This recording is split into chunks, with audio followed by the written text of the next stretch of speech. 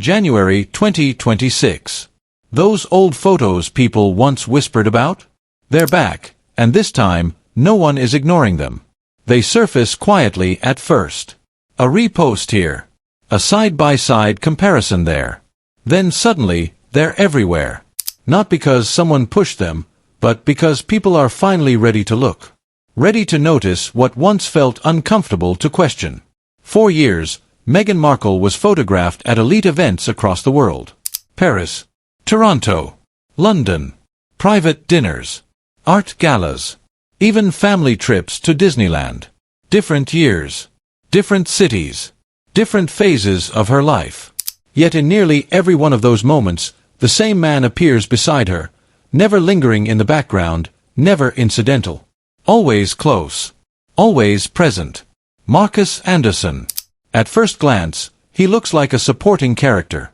Stylish, well-connected, smiling just enough to avoid attention. But when you trace the story carefully, when you slow down and follow the thread, you begin to realize something unsettling. Supporting characters don't usually appear this often. They don't stand at the crossroads of every major turning point. So here's the question many people are finally willing to ask. Not angrily, not conspiratorially, but honestly. Why is the same man, who controls access to the world's most exclusive private clubs, constantly at Meghan Markle's side, even years after she married into the royal family? And perhaps more importantly, what role did he really play in her rise? Marcus Anderson isn't just a friend or social companion. He was, for years, the global membership director for Soho House, an invitation-only network built on discretion, influence, and power. Soho House isn't about money alone. You can't simply write a check and walk in. You're vetted, sponsored, observed, approved. And Marcus was the man who decided who belonged and who didn't. That position matters. A lot. Because Soho House isn't just a club. It's a gateway. A place where actors meet producers. Where investors meet creatives. Where private conversations quietly shape public futures. Deals don't always get signed there, but relationships do. That alone makes Marcus's proximity to Meghan worth examining. Ask yourself this. How does a mid-level cable TV actress gain consistent access to spaces that even global superstars were denied? Soho House founder Nick Jones famously rejected celebrities who brought too much media attention. Kim Kardashian was reportedly turned away. Kobe Bryant, too. Fame alone wasn't enough. Sometimes it worked against you. Discretion was the currency. Trust was the price of entry. Yet Meghan Markle wasn't just allowed in. She became a familiar face across Soho House locations worldwide. London, Toronto, New York, Los Angeles. Always welcomed. Always included. And here's a detail that quietly matters more than most people realize. Meghan was never photographed alone at Soho House. Ever. That's not coincidence. Soho House rules require guests to remain with a member who invited them. Which means Meghan wasn't a member. She was always someone's guest. And that someone, consistently, was Marcus Anderson. Now pause for a moment and think about what that implies. Not judgment, not accusation, just reality. Access is rarely accidental. Doors don't open repeatedly for the same person unless someone is holding them open. Then there's the timeline. In 2014, photos show Meghan and Marcus together at events, their body language noticeably close. Arms around waists. Faces leaning in. Not staged red carpet distance, but ease. Familiarity. Comfort. The kind that develops over time. In 2016, more photos emerge. Same dynamic. Same closeness. Then comes a moment many people glossed over, but shouldn't. 1 month before Meghan reportedly meets Prince Harry, she's photographed at a Toronto gala with Marcus, his arm firmly around her, her body angled toward him. Shortly after, Harry enters the picture. And here's where the story takes a turn that feels almost cinematic.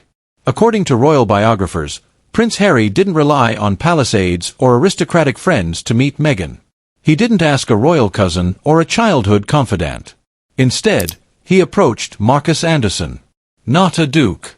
Not a diplomat. A Soho House gatekeeper. Harry reportedly asked Marcus to arrange a private introduction, inside Soho House, London. Small, controlled, discreet. A space designed for conversations that weren't meant to leak. And suddenly, the pieces align. Marcus wasn't just present around the story. He was woven into it. Now, this isn't about villainy or virtue. It's about understanding how the modern world works. Success isn't always loud.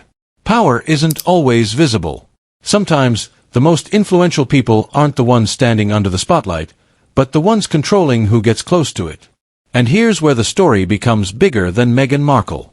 Because this isn't just a tale about royalty, celebrity, or private clubs. It's a reminder of something deeply human and deeply inspiring. Opportunities don't always arrive through talent alone.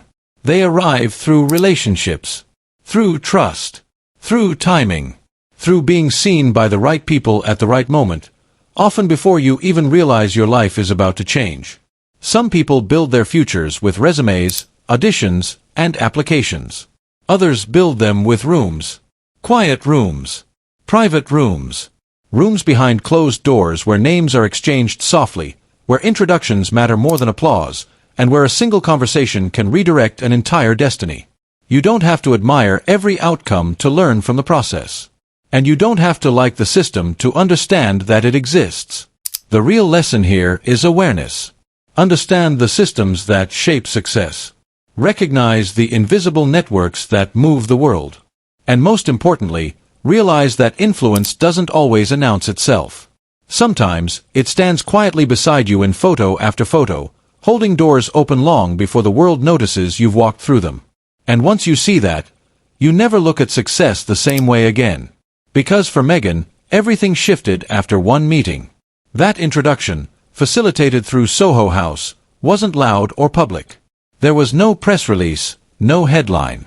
But it changed everything. Not just who she met, but where she was allowed to belong. Marcus Anderson didn't disappear after that moment either. He stayed close. He stayed involved. He coordinated early dates at Babington House, another Nick Jones property known for privacy, discretion, and elite networking.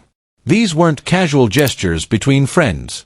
This was professional-level facilitation, the kind that only happens when someone understands the stakes and believes in the outcome. So ask yourself, honestly, at what point does friendship end and strategic partnership begin? Fast forward a few years. Marcus is there, again and again. At Meghan's baby shower, her wedding, fashion weeks, intimate celebrations, family vacations. Not once or twice, but consistently, comfortably. In 2025, photos emerge from Paris Fashion Week. Meghan and Marcus walking hand in hand, not surrounded by chaos, not performing for cameras, but moving with ease, like two people who have navigated the same corridors for years. Later that year, Marcus appears once more, this time at Disneyland for Meghan's daughter's birthday. His face is covered with an emoji. And that's where curiosity deepens. If this is all harmless, why hide him? Why keep him out of documentaries? Why avoid naming him openly? For someone who speaks often about transparency and authenticity, the silence feels intentional. Not dramatic, just deliberate. Sources have quietly described Marcus as the second most important man in Meghan's life, ranking above family members and just behind Harry himself. That phrasing alone carries weight. Not because it proves anything, but because it forces reflection. And it places Harry in a complicated position. Marcus didn't simply introduce them, he built the environment that allowed their relationship to form, grow, and survive. Questioning Marcus would mean questioning the foundation of how Harry's entire life changed. And few people are eager to pull at threads that might unravel everything they now stand on. Now widen the lens. Through Soho House, Meghan was introduced to a powerful web of influence. Fashion insiders, billionaires, designers, athletes, investors, cultural gatekeepers. These connections didn't happen randomly. They flowed through a network Marcus understood intimately. And here comes the uncomfortable question many avoid asking out loud. Was the royal marriage the destination, or just one stop along a much larger journey? Because after leaving royal life, Meghan didn't lose influence. She didn't lose access. She didn't disappear. She kept the visibility, the voice, the connections. And Marcus remained there, quiet, powerful, constant. But silence doesn't erase patterns. The photos span over a decade. The access never stopped. The relationship never faded. And that's why these images keep resurfacing, not because they scream scandal, but because they whisper consistency. They suggest this wasn't luck. It wasn't coincidence. And it wasn't purely romance-driven fate. It was positioning. It was access. It was strategy executed quietly, patiently, behind closed doors. So the final question isn't explosive, it's revealing. Why is Marcus Anderson still there, years after he supposedly completed his role? Normal friendships don't usually follow this arc. But partnerships built on shared history, mutual benefit, deep trust, and guarded secrets often do. And until someone tells the full story, the photos will keep asking the questions for them. Not to accuse, but to remind us all. Success is rarely accidental. And inspiration doesn't always come from the spotlight. Sometimes it comes from understanding how the doors really open, so one day, when opportunity stands beside you quietly, you recognize it and walk through.